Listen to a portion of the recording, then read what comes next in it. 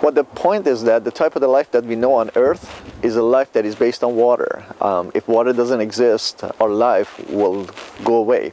So it's essential for us to understand, in order to understand the origin of life, it's essential for us to understand the origin of water, and understand how water came to our planet, how water appeared, and how our planet managed to maintain water and use that to develop life.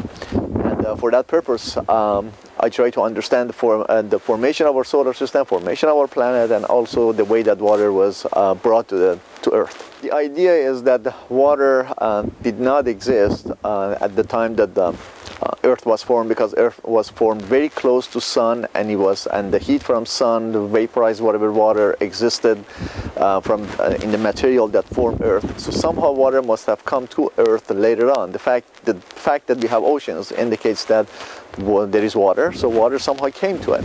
Now the question is where this water came from, how it came from, whether it came from in form of small little dust particles, whether it came from huge boulders that hit Earth, whether it was a combination of both.